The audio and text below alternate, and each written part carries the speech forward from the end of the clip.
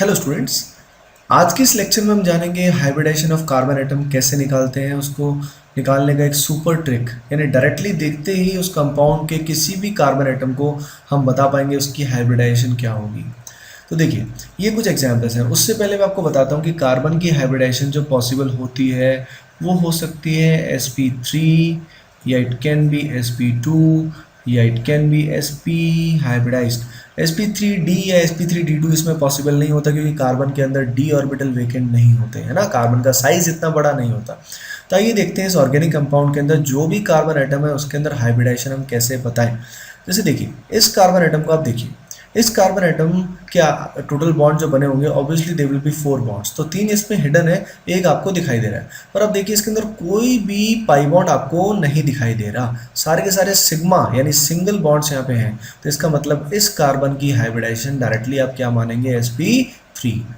Similarly यहाँ पे सिर्फ सिंगल बॉन्ड है तो इस कार्बन की हाइब्रिडाइजेशन भी sp3 होगी। सोचिए इसकी क्या होगी, इसकी भी होगी sp3। अब देखिए इस कार्बन को हम ध्यान देते हैं, इस कार्बन को ध्यान देंगे तो इसके ऐसे आप गोला बनाइए, गोला बनाएंगे तो आप देखेंगे इसके चारों तरफ अगर घूम के देखेंगे, गोला में चक्कर काटेंगे तो एक पाई बॉन्ड हमें मिला।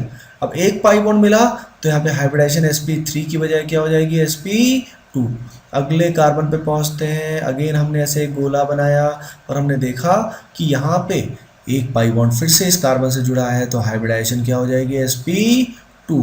अब इस कार्बन पे आते हैं तो स्टूडेंट्स देखिए, इस कार्बन के आसपास अगर हम गोला बनाएंगे और देखेंगे तो हमें मिलेंगे इसके अंदर दो पाई बॉन्ड होने की वजह से हाइब्रिडाइजेशन sp2 की बजाय sp हो जाएगी। यहाँ सोचिए अगेन इस कार्बन के पास दो पाई बॉन्ड है तो यहाँ पे भी हाइब्रिडाइजेशन क्या हो जाएगी, sp हो जाएगी। यहाँ देखिए सिर्फ सिंगल बॉन्ड्स है, no pi bond is present, तो यहाँ पे हाइब्रिडाइजेशन sp3 होगी। आइए देखते हैं इस एग्जाम्पल में, ये जो कार्बन है इसकी हाइब्रिडाइजेशन sp3 होगी, सिर्फ सिंगल बॉन्ड है। यहाँ पे देखिए इस कार्बन के आसपास कितने पाई बॉन्ड हैं, दो पाई बॉन्ड है, तो ये sp होगा। नेक्स्ट वन भी sp हाइब्रिडाइज होगा। इस कार्बन को देखिए यहाँ एक पाई बॉन्ड है तो दिस विल बी sp2। देखिए इस कार्बन को, this will be sp2।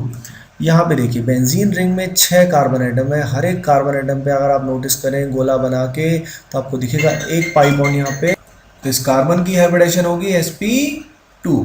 Similarly हर एक कार्बन की हाइब्रिडाइजेशन sp2 आएगी बेंजीन रिंग में। आइए देखते हैं इन चारों कार्बन की हाइब्रिडाइजेशन भी क्या आएगी स्टूडेंट्स, sp2 आएगी। अगला क्वेश्चन हम वो देखेंगे जो आईआईटी में आ चुका है। ये जो एग्जाम्पल है, this is an example of alien. ये जो एलीन होता है इसका मॉलिक्यूलर फॉर्मूला होता है C3H4। आईआईटी में क्वेश्चन आया था कि इसमें जो कार्बन एटम्स होते हैं उनकी हाइब्रिडाइजेशन क्या होती है। तो देखिए ये जो तीनों कार्बन एटम्स है, अगर इनको आप ध्यान से देखिए तो पहले कार्बन एटम के आसपास एक ही पाई बॉन्ड प्रेजेंट है, तो इसकी हाइब्रिडाइजेशन क्या होगी, सोचिए sp2। ये बीच वाला कार्बन देखिए, इसके आसपास गोला बनाइए, कितने पाई बॉन्ड यहाँ पे आ रहे हैं, दो पाई बॉन्ड यहाँ पे आ रहे हैं, तो इसकी हाइब्रिडाइजेशन क्या होगी, sp। यहाँ पे देखिए यहाँ पे हाइब्रिडाइजेशन क्या होगी, sp2।